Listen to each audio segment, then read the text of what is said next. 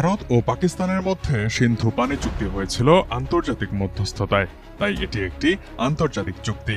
কিন্তু চলমান কাশ্মীর উত্তেজনাকে কেন্দ্র করে ভারত একপাক্ষিকভাবে চুক্তিটি স্থগিত করে। পাকিস্তানকে তো নয়ই, এমনকি সিন্ধু পানি চুক্তি স্থগিত করা নিয়ে বিশ্বব্যাংকেও কিছু জানায়নি ভারত। এই ঘটনাকে পানি যুদ্ধ বলে আখ্যা দিয়েছেন পাকিস্তানের বিদ্যুৎ মন্ত্রী আওয়াইস লেখারি। চুক্তি স্থগিতের পর সিন্ধু নদের পানি বন্ধ করার যে কোনো প্রচেষ্টাকে যুদ্ধের উস্কানি হিসেবে বিবেচিত করা হবে বলে হুঁশিয়ারি দিয়েছে পাকিস্তান। দেশটির প্রধানমন্ত্রী শেহবাজ শরীফের কার্যালয় থেকে পাঠানো এক বিবৃতিতে জানানো হয়েছে এই কথা। কিন্তু বাস্তবতার নিরিখে সিন্ধুর মতো একটি নদীকে নিয়ন্ত্রণ করা ভারতের পক্ষে কতটা সম্ভব? প্রতিবেশী অন্যান্য দেশের আন্তঃসীমান্ত নদীর মতো সিন্ধু নদের পানি প্রবাহেও কি প্রভাব ফেলতে পারবে ভারত? আর যদি তা করা হয়, ভারতের জন্য কতটা মঙ্গলজনক হবে এই সিদ্ধান্ত? জলবিজ্ঞানের বাস্তবতা বলে উচ্চ পানি প্রবাহের মৌসুমে নদীর প্রবাহে কোনো উল্লেখযোগ্য পরিবর্তন আনতে পারবে না ভারত। এর জন্য দেখতে হবে নদীর ভৌগোলিক প্রকৃতি। সিন্ধু, ঝিলম ও চন্দ্রভাগা নদী খুব বড়।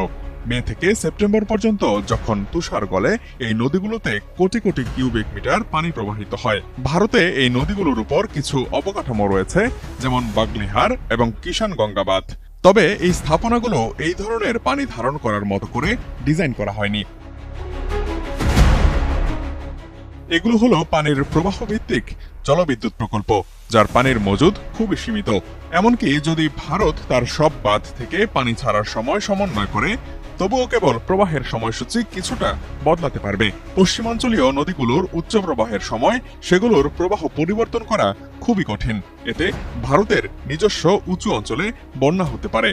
ভারত এরই মধ্যে চুক্তির আওতায় পূর্বাঞ্চলীয় নদীগুলোর বেশিরভাগ পানি প্রবাহ ব্যবহার করছে, তাই নতুন কোনো পদক্ষেপ তার পানি প্রবাহের প্রভাব সীমিত করবে। যদি ভারত চুক্তি উপেক্ষা করে নতুন করে কিছু পদক্ষেপ নেয়, তবে তা পাকিস্তানের প্রবাহের সময় ও পরিমাণের উপর বেশি নিয়ন্ত্রণ এনে দিতে পারে। তবে এ ধরনের বড় প্রকল্পগুলো বাস্তবায়ন করতে বছরের পর বছর সময় লাগবে ভারতের। ভারতীয় কাশ্মীরে বড় ধরনের পানি সংরক্ষণ প্রকল্পের স্থান কম এবং তার নির্মাণে অনেক প্রযুক্তিগত বাধা থাকবে ভৌগোলিক কারণে। এর আর্থিক খরচও অনেক হবে এবং রাজনৈতিক ঝুঁকিও থাকবে।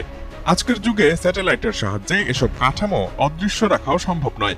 এগুলো রাজনৈতিকভাবে এবং সম্ভবত সামরিকভাবেও বিরোধিতার মুখে পড়বে। চুক্তির বাইরে ভারতের জন্য সম্মান হারানোর এবং কৌশলগত ঝুঁকিও রয়েছে। ভারত নিজেও ব্রহ্মপুত্র এবং অন্যান্য কয়েকটি নদীর ভাটির দিকের দেশ, যেগুলোর শুরু হয় চীন থেকে।